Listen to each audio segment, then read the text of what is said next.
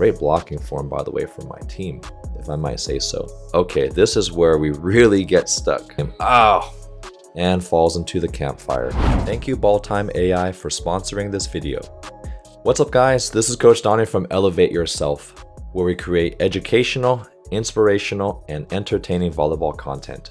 In this video, I'm going to talk about how I use Balltime AI to automatically create player statistics and analyze team performance for my girls' high school volleyball team that I coach at Monroe Catholic High School. If you're new to Balltime AI, it's one of the most powerful volleyball AI tools that creates automatic statistical player analysis and scorekeeping, player identification, rally breakdown, ball trajectories and speeds for serving, attacking, setting, vertical jump height, and more. You can also create highlight videos for social media and YouTube to boost your following and your recruiting game. We're now going to analyze one of our preseason games versus Bishop O'Dowd High School located in Oakland, California.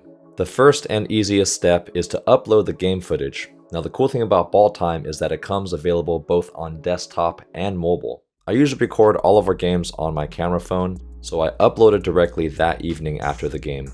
All right, so we're gonna open the Balltime app, and then right away you can do upload video plus. And then here I just put Monroe Catholic under my personal, but you can create whatever team you want. Indoor volleyball match. When you click on the plus, ooh, we got some usher footage. We gotta take a look at that in a moment. So you can do one game at a time, or you can do two. So I just did two. You can also merge them together, and we're gonna start the magic. And you can see how it's already populating and uploading. In the meantime, we could check out some usher footage here. By the way, my wife went to an usher concert, and for him to be dancing like this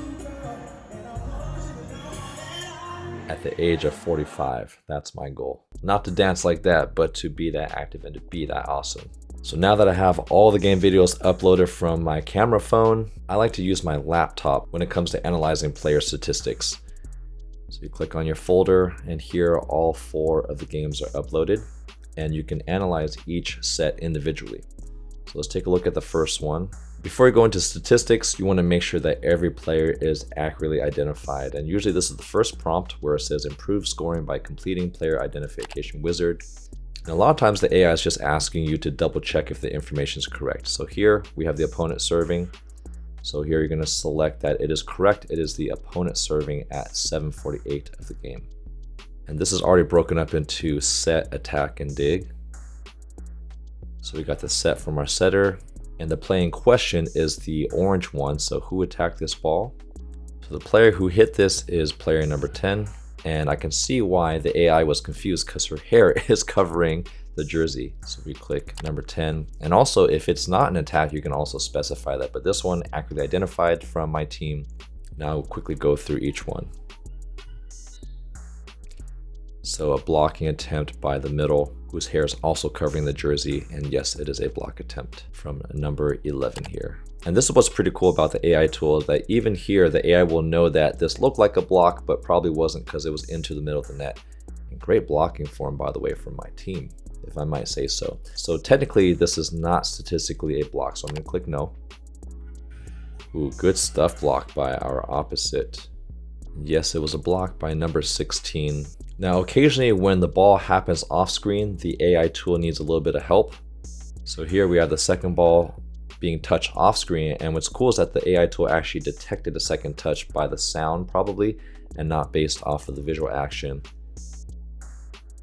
So it is a bump set spike, and we just click save here. So the libero did set the ball, so that's going to be number 1, and good to go. And so once you've identified all the plays, you get this little congratulations icon here for doing that. And another thing I like to double check is their player identification wizard. And you get to see what the AI is actually seeing based on their player jersey. And you see how it accurately identifies every single player. And if a player is incorrectly identified, you just click edit player, and then you can click on the person here, fix the number. After you double check the players, the very last step is to make sure you identify your team with the automatic scoring. And automatic scoring is so convenient For those who've edited videos before, trying to manually input the score with every rally takes forever, especially when you're off by 1 point, then you gotta trace it back to when you were wrong. So I already have the automatic scoreboard here. If you wanna bring it up, you go to Actions, Widget, and then here where it says Scoreboard, you can do showing or not showing if you just wanna see the action. You can also position it to top left, middle, right, so wherever you want. I like bottom left just because that's the least intrusive here. You also wanna name the teams. So you go to Setup, Team Identification, and click on the edit button here. So my team, Rural Catholic High School. So once you click on opponent, you can edit the name here. And then save and finish. So here you see how the schools are now accurately labeled with my team, Rural Catholic versus Bishop O'Dowd and the first set. At the minimum, the AI does break down every play and eliminates all dead time. So you can actually fast forward to each play right before the serve. So you get to see the entire sequence from the moment the player does their serving routine here. Now, if you want to modify the amount of time before the serve and at the end of the rally, you click on Actions and then click on this gadget. And here I've already set it to the shortest time possible because I just need to watch each play one after the other. So I want the play to start right before the serve and after the celebration. And if you want to watch even longer than that, then you can do 2 seconds, 5 seconds, and so on. So we're going to watch a couple of plays just so you understand the flow of the automatic editing from Balltime AI. So there we go, right before the serve. Nice pass from the libero. Already starting off with a good rally there. Man, good dig from that right back. Smart play from the pipe. Good swing from the Bishop O'Dowd middle. Hand pass. Out of system swing, roll shot. Good pickup from Bishop here. And I'm commentating my own game. Oh! And falls into the campfire. But you see how it cuts out like an extra 10 seconds already into the next play. Ooh, just an aggressive miss out. So, just a side note, even though we've lost the first 2 points, I love how my team is starting off with high aggression and high energy, because that's exactly how you want to start. The first category I like to analyze is service reception statistics. So we click on filter. We only want to look at my team for now, and you could break it down into individual players or as a team. So let's do service reception. And here's the rating scale from 0, 1, 2, 3. And if you want to know what this rating system means, you click on the eye, and it shows you the diagram of what they consider a 3-point pass, which means you can set 3 hitters pretty comfortably, a 2-point pass, and then a 1-point pass, and it's color coded and a description of each one, which is really awesome. And I want to look at how many 3-point passes we have. Like, click on apply filter. After you've set the filter to perfect receptions, you get to see which players are actually executing it. And right here, it gives you the description saying number 1, number 1, number 12, number 12, number 1. So we have a libero, number 1 again, and then number 12, and then number 12, and I think back to number 1. So that gives you an idea of the players that are really nailing down the perfect serve receptions. Now, you don't need perfect receptions to win games, so I like to identify players who are generally passing a 2 or higher. So let's take a look at that. And just to give me an idea to mentally prep me, I like to look through which jersey numbers. So it looks like the pattern is number 1 and 12. Let's see what these 2s and 3s look like. So we already saw all the 3s here. Well, it looks like number 1's on fire. So majority of the time, see how the setter is able to get 2 feet there and run a 2-hitter offense at the minimum. I also like to look at who's passing a 1 or lower, so we can identify the players that need a little bit more assistance with their serve receive, and also we can consider hiding them in serve receive or maybe taking less court. So let's select 1 and 0, apply the filter, and it could be the same passers too. So here we see that number 12 also passed a 1, even though they also passed 3. So we can also see, are they passing 3 and 1, mostly 2s.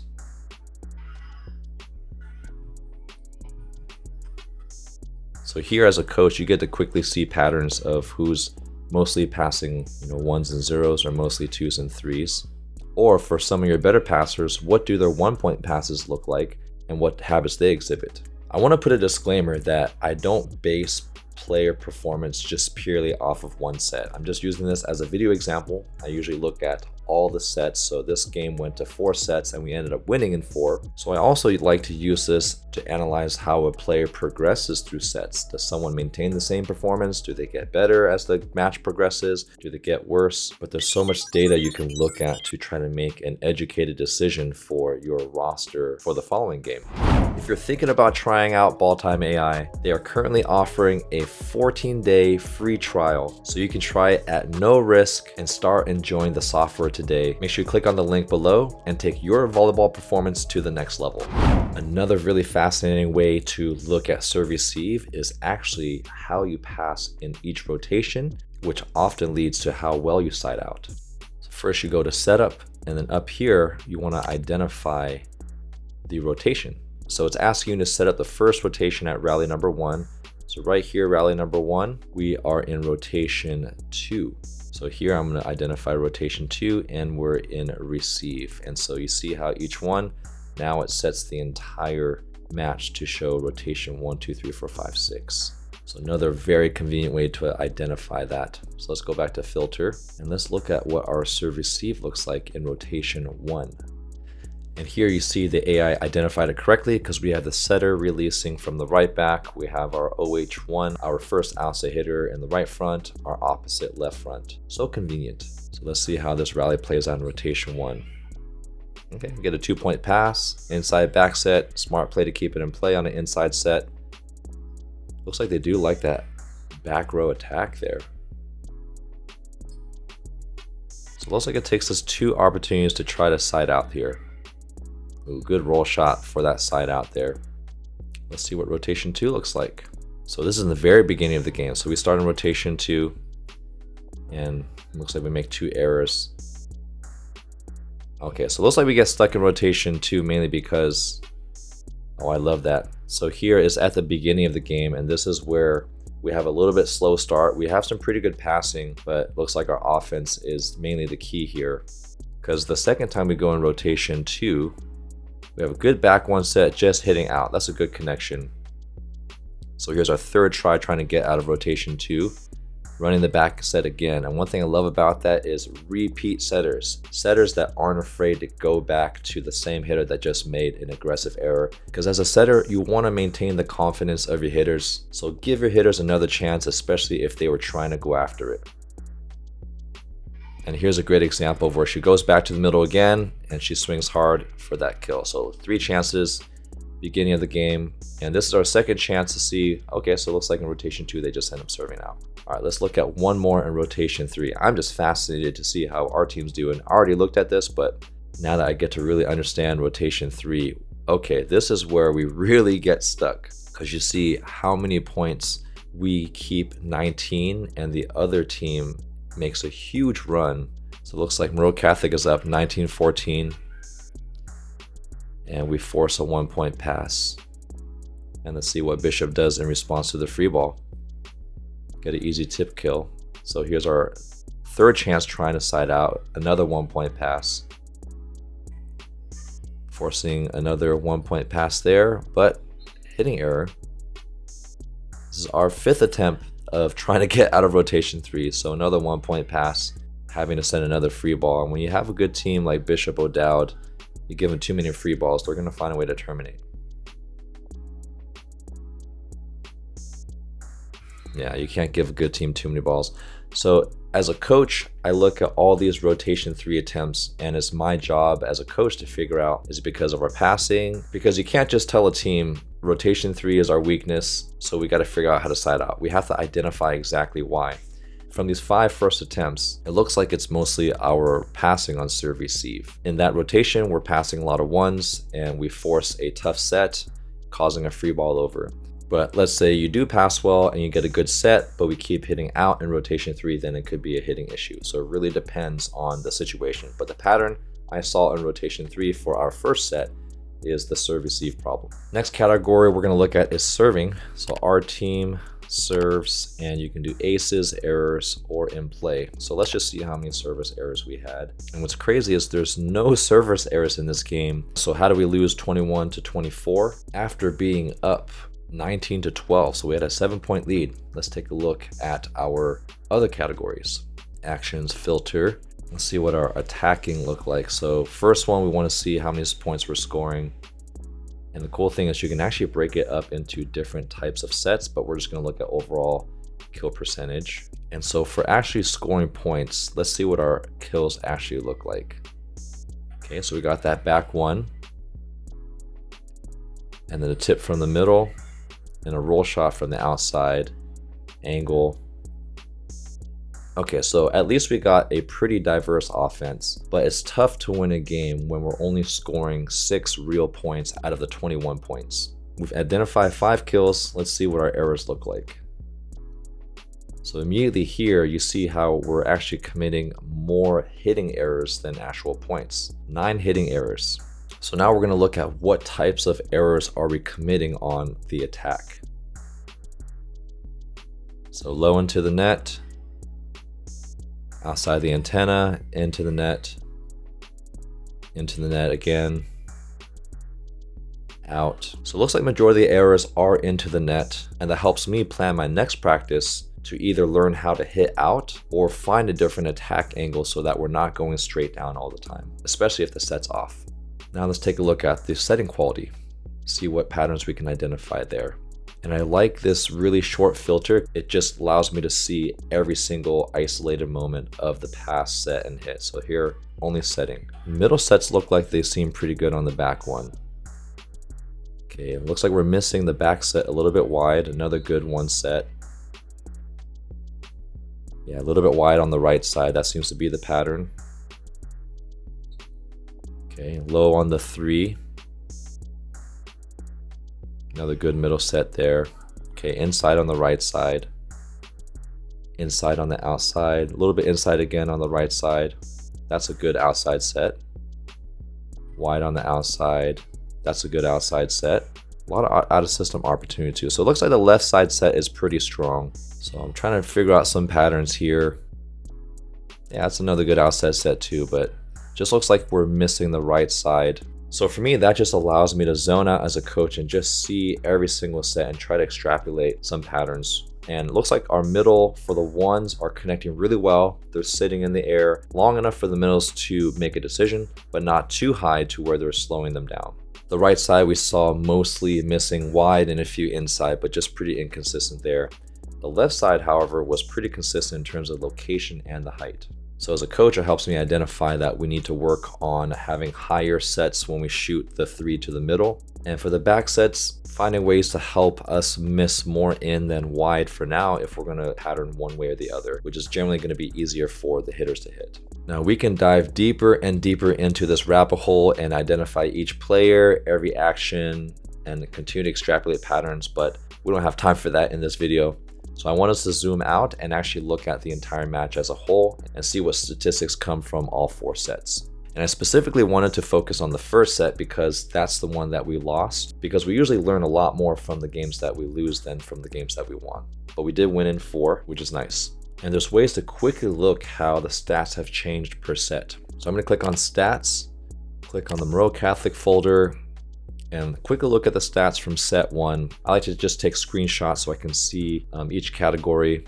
So our team hit a negative 10%, and we passed an average of a 1.6. 6 kills, 9 errors, and the opponent was the opposite. 13 kills, 7 errors. However, the opponent only passed a 1.2, and that's really cool about Balltime is it also creates live statistics for the opponent too, so you can compare. So even though they passed a lower service E percentage, we had way more hitting errors. So keep a mental snapshot of that. Let's look at the second set. Make sure you eliminate that from the filter so it's only calculating statistics for the second set.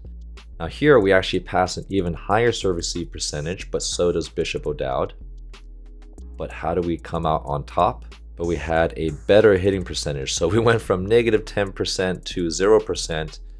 However, that doesn't tell the whole story because we had 5 errors, 5 kills, 19 attempts, but we kept them at a negative hitting percentage. So it looks like it was really close.